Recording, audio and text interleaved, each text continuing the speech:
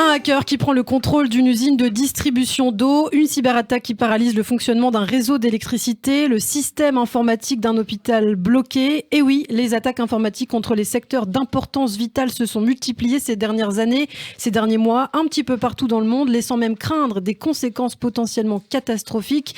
Le gouvernement français prend lui le dossier à bras-le-corps, justement, puisqu'1 milliard d'euros va bientôt être débloqué. Et pour parler de ce dossier brûlant, la cybersécurité, nous accueillons Nicolas Arpagian. Bonjour. Bonjour. Merci d'être avec nous. Vous êtes enseignant à l'école de guerre économique, auteur de la cybersécurité publiée aux presses universitaires de France. Alors, dernière actualité justement dans notre pays, c'est cette fuite de données médicales de près de 500 000 patients français. Une fuite massive qui a laissé en libre accès sur Internet un fichier contenant à la fois l'identité, l'adresse, le numéro de sécurité sociale, mais aussi des données confidentielles sur l'état de santé de milliers de personnes. Est-ce qu'on connaît aujourd'hui l'origine de cette fuite et pourquoi c'est arrivé ? Alors, l'origine technique, oui, apparemment, parce que c'est un logiciel qui avait été considéré comme défaillant il y a plusieurs mois et qui avait permis à des pirates d'entrer dans les systèmes d'information. Donc, c'est comme ça d'ailleurs qu'on peut même d'ailleurs localiser géographiquement les laboratoires nord-nord-ouest de la France qui sont concernés. Effectivement, ce sont des données qui sont d'autant plus sensibles qu'elles ne sont pas modifiables parce que c'est pas un mot de passe que vous pouvez changer si on vous signale qu'il a été peut-être capté lors d'un vol de base de données. Donc effectivement, et puis en plus, il y a des obligations de la réglementation qui est propre à ces données personnelles, qui prévoit des régimes de sanctions, d'ailleurs éventuellement, en tout cas de responsabilité dans un premier temps et peut-être de sanctions si des défaillances, des négligences en termes de sécurité sont constatées. Et les pirates ont cherché à commercialiser peut-être les données ? Alors là, il y a eu une interrogation, vos confrères de Libération, une réflexion, parce que c'est vrai que là, on a des données qui portent sur la période 2015-2020, octobre 2020, donc des données récentes. Ce sont des données, on va en profondeur, c'est-à-dire vous avez nom, prénom, les numéros de sécurité sociale, vous l'avez dit, l'état pathologique, enfin, il y a énormément d'informations. Donc d'habitude, ce genre d'informations n'est pas offert gratuitement. Vos confrères évoquent un contentieux entre un acheteur initial qui n'aurait pas payé et donc celui qui lui aurait vendu en disant pour neutraliser l'effet de l'usage de cette base, je vais la rendre disponible gratuitement. Bon, là, il y a manifestement, en tout cas, il y a un sujet parce que le fait qu'elle soit mise à disposition gratuitement n'est pas habituel au regard de la, entre guillemets, qualité et fraîcheur de ces informations.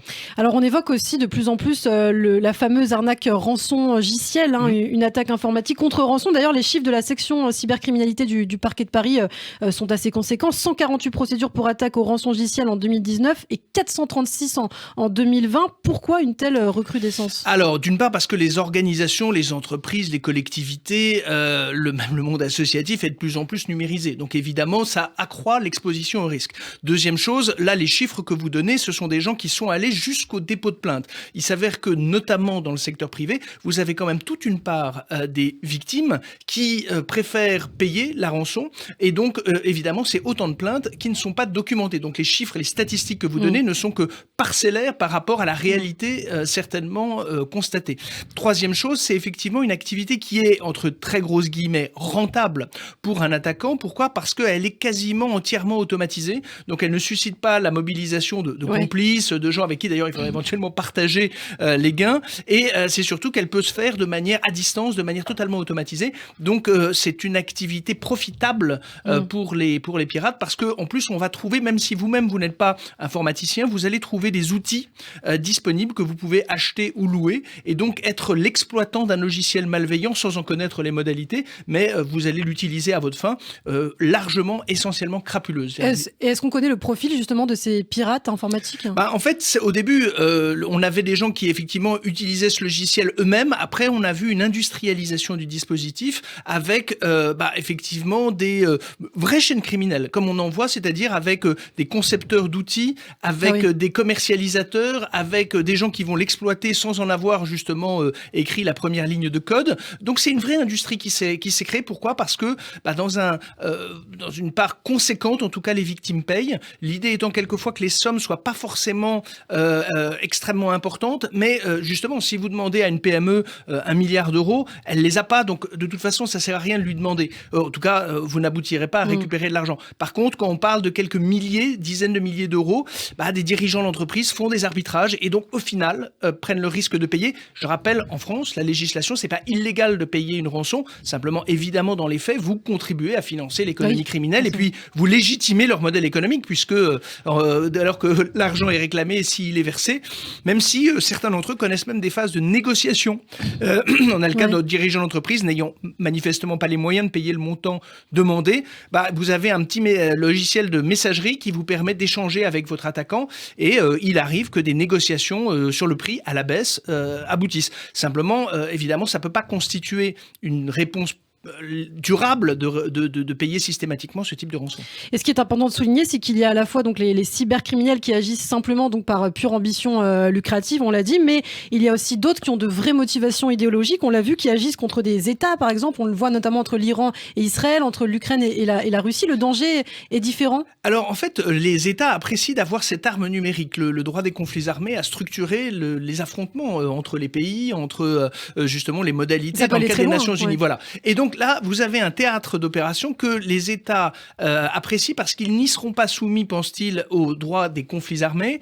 Et en plus, il n'y aura pas, on sera dans difficulté pour engager leurs responsabilités au sens du droit international. Et donc, ils font appel également à des auxiliaires. Alors, c'est les corsaires du roi version numérique, c'est-à-dire des gens qui ont une activité criminelle une partie de l'année et qui, à un moment, vont mettre à disposition leur expertise. L'avantage, c'est que vous créez autant de supplétifs qui, même s'ils étaient pris, ne peuvent engager juridiquement l'autorité de l'État, puisque ce ne sont pas des agents d'un service opérationnel ou d'un état-major tout dûment désigné. Mais est-ce qu'on connaît la portée de cette menace quand on sait, par exemple, que certaines armes informatiques, c'est vrai, sont potentiellement aussi destructrices que la bombe atomique quand même? Alors, en fait, les comparaisons sont toujours délicates. Est-ce qu'il y a un scénario catastrophe que l'on peut craindre? En fait, la seule chose, c'est que nous vivons dans des sociétés qui sont dépendantes de la disponibilité du numérique. La disponibilité, c'est le fait que votre système d'irrigation d'une centrale nucléaire a besoin du numérique pour fonctionner. De l'énergie, de l'électricité et du numérique. Et donc, on peut avoir, à partir d'une attaque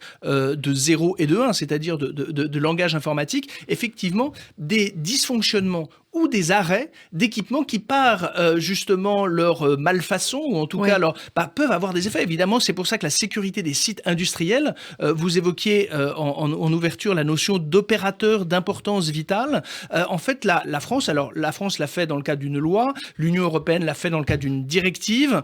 On a désigné, en France à peu près, c'est en 2016, je crois. Voilà, 250 entreprises. On considère, alors les juristes parlent de définition à contrario. Vous savez, vous définissez quelque chose par ce que ce n'est pas. Et là, en l'occurrence, ce sont des entreprises, si elles deviennent défaillantes, elles mettent en péril la collectivité nationale. En clair, un grand acteur de l'énergie, un grand acteur de la finance, un grand acteur de l'alimentaire. Vous voyez bien que, au-delà de la perte immédiate comptable, financière qui affecte son activité, si il dysfonctionne, si vous n'avez plus d'électricité, si vous n'avez plus de flux financiers, vous avez tout un écosystème qui va être fragilisé avec de possibles, en plus, tensions sociales, etc. Donc, on leur a imposé par la législation des niveaux de sécurité et ça suppose que des contrôles soient effectués pour voir que ces obligations sont respectées. Mais c'est un travail quotidien parce que l'entreprise, c'est un corps social vivant. Donc, elle grandit, elle rachète, elle revend, elle crée de nouveaux services. Donc, il faut non seulement le mettre en place une fois, mais faire en sorte que ça vive au quotidien. Et la France va vraiment s'engager puisqu'on apprenait la semaine dernière que le gouvernement allait investir 1 milliard d'euros supplémentaires pour faire monter le niveau général de protection et accélérer aussi le développement de la filière stratégique aussi qui a des manques. J'imagine que vous suivez de très près ce dossier. C'est 1 milliard, c'est un chiffre déjà symbolique, mais en fait, vous êtes bien consciente que faut que ça aille dans plusieurs directions. La première, il faut créer un écosystème d'entreprises, c'est-à-dire, alors évidemment, ça passe par l'identification, alors déjà de start-up, de technologie, trouver des technologies, puisqu'une fois que les entreprises auront la technologie, elles recruteront, donc elles feront des emplois. Ensuite, on va faire en sorte d'avoir justement gagner en expertise. Ensuite, d'avoir des éléments de partage d'informations entre les acteurs économiques. En clair, quand une attaque vise une banque, il est très vraisemblable que les autres banques pourraient être exposées à ce type de menaces. Pourquoi ? Parce que souvent, leur équipement, logiciel, etc. est à peu près le même que celle de leurs concurrents. Et donc, effectivement, créer des communautés où on va pouvoir partager de l'information sur la nature de la menace. Au-delà des histoires de concurrence commerciale, c'est dire, oui, on a quand même tous intérêt à ce que cette communauté des banques, de l'agroalimentaire, de la santé, effectivement, partagent entre elles des informations. Troisième chose, c'est une coopération publique-privée. Parce que souvent, on va être, effectivement, l'État va être amené à avoir ce qu'on appelle des indices de compromission, des indicateurs. Il faut les partager. Alors, dans le respect de la législation, bien sûr, mais il y a cette notion de partage. Et enfin, il y a une coopération. Vous l'avez remarqué, les pays apprécient de conserver leur expertise défensive et offensive nationalement. Même la famille européenne, qui est très intégrée pour plein de choses, l'Allemagne a créé son agence de sécurité, elle investit dans ses moyens, la France l'a fait. Vous avez indiqué que le président Macron a fait des annonces financières et stratégiques. On parle beaucoup de la France et la famille européenne arrive un peu en manière dispersée. Pourquoi ? Parce que c'est un tel intérêt stratégique qui est à la fois militaire, diplomatique, économique et technologique que les pays apprécient de conserver cette expertise en interne. Merci beaucoup Nicolas Arpagian pour toutes ces précisions. Je le rappelle, vous êtes enseignant à l'école de guerre économique, auteur de la cybersécurité publiée aux éditions aux presses universitaires de France.